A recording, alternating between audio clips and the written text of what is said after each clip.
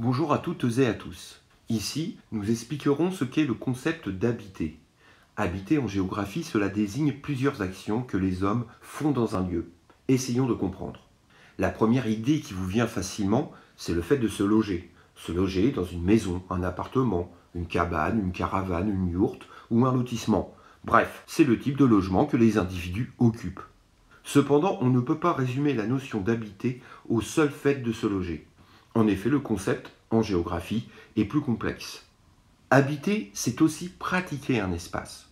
On entend par pratiquer un espace le fait d'avoir des activités dans cet espace. Ces activités peuvent se répartir en deux grandes catégories, le travail et les loisirs.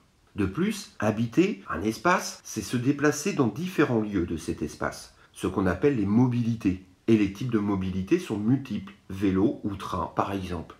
Ajoutons qu'habiter, c'est aussi aménager un territoire, qu'il soit urbain ou rural, afin que les gens puissent y vivre. Enfin, dans un espace, nous ne vivons pas seuls, nous vivons avec d'autres qui sont différents de nous, ce qu'on appelle la cohabitation. Donc, habiter, c'est aussi cohabiter. Mais, afin d'être plus précis et plus clair encore, revenons, si vous le voulez bien, sur chacune de ces catégories. Pour ce qui est de se loger, le géographe se demande qui vit, où, pourquoi et comment. Car ce n'est pas la même chose et cela n'a pas les mêmes conséquences que de se loger en zone rurale, en zone périurbaine ou encore en ville-centre, de même en maison ou en appartement. Mais habiter, c'est aussi pratiquer un espace, c'est-à-dire le fait d'y pratiquer des activités que nous avons précédemment divisées en deux catégories, travail et loisirs. Mais allons plus loin. Travailler, cela peut vouloir dire se rendre au travail pour vos parents, mais aussi se rendre à l'école ou au lycée pour vous. Ainsi, en travaillant, vous pratiquez l'espace. Pratiquer un espace, c'est aussi s'y amuser, y pratiquer des loisirs, marcher ou faire du sport en salle ou dans un espace vert ou bien encore aller au théâtre, au cinéma, au concert, au skatepark. Peu importe, quand vous vous amusez ou pratiquez des loisirs, vous pratiquez un espace. Sans oublier que pratiquer, c'est aussi consommer. Quand vous habitez un espace, vous y consommez, ne serait-ce que pour vous nourrir, en allant au restaurant, au supermarché, au primeur du quartier, à la boulangerie en zone urbaine ou encore chez l'agriculteur, le maraîcher du village si vous habitez en zone rurale, etc.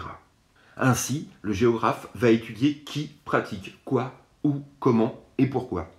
De plus, que ce soit pour travailler, s'amuser, se cultiver ou consommer, vous avez besoin de vous déplacer. Et les modes de déplacement sont nombreux. Les types de mobilité sont multiples. Les transports en commun, le vélo, la trottinette, le scooter, la voiture, le bateau ou le ski de fond, selon l'espace dans lequel vous vivez.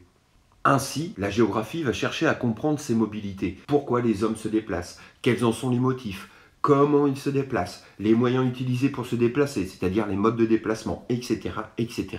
Habiter, c'est aussi aménager un espace. La ville, par exemple, n'est pas un endroit naturel. Cela a été construit par l'homme. Pour pouvoir vivre dans l'espace dans lequel vous travaillez, consommez, vous vous amusez, celui-ci a dû être transformé par la volonté de l'homme pour correspondre à vos besoins. En construisant, par exemple, des routes, des pistes cyclables, des bibliothèques, des piscines, en aménageant des espaces verts, peu importe. Habiter, c'est aussi aménager, c'est-à-dire transformer pour répondre à des besoins.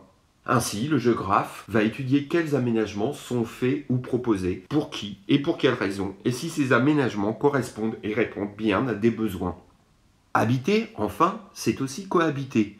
Autour de vous, dans la ville ou dans le village que vous habitez, vous allez retrouver des personnes de 30 ans, de 40 ans, des enfants, des gens de votre âge, des personnes âgées, des personnes valides, des personnes en situation de handicap ou bien de précarité. Toutes ces personnes ont des besoins différents. Par exemple, un enfant va avoir besoin d'école, de loisirs, de pédiatre, de transport en commun pour se rendre à l'école. Les personnes âgées, elles, vont avoir besoin d'autres aménagements, car elles n'auront pas les mêmes centres d'intérêt. Elles auront peut-être besoin d'endroits où rencontrer d'autres personnes de leur âge, ou tout au contraire, de lieux de mixité propices à la rencontre avec d'autres catégories sociales. Ainsi, la géographie va étudier tous ces modes de cohabitation pour chercher à comprendre comment ils fonctionnent, comprendre qui cohabite et si cette cohabitation est bénéfique ou non à chacune des diverses populations. En conclusion, vous l'avez compris ici, les gens vont habiter un même lieu, un même espace de façon différente. En fonction de leurs préférences, mais aussi de leur niveau de richesse, de leur niveau de vie ou de leur groupe social, les personnes vont pratiquer l'espace différemment. Certaines vont préférer aller se détendre au parc, d'autres au cinéma, d'autres dans les boutiques de la ville-centre. Elles auront aussi certainement leur mode de transport de prédilection. C'est donc toutes ces réalités que le terme habiter recoupe. Par conséquent, la manière dont vous vivez dépend très fortement de la manière dont vous habitez l'espace. La vie que vous menez dépend de l'espace où vous vivez. Très certainement, n'auriez-vous pas la même vie, ou le même mode de vie et de pensée et de voir le monde si vous habitiez un espace différent. C'est pourquoi, si nous réfléchissons à la manière dont nous habitons l'espace, il serait tout aussi important, et il me semble même que c'est le plus important ici, non pas de réfléchir à la manière dont nous habitons l'espace, mais de réfléchir à la manière dont l'espace, lui, nous habite. C'est-à-dire à la manière qu'a l'espace dans lequel nous vivons de nous influencer, nous former et même nous transformer. Sur ce, je vous remercie de votre écoute. Bonne journée et beau soleil à vous.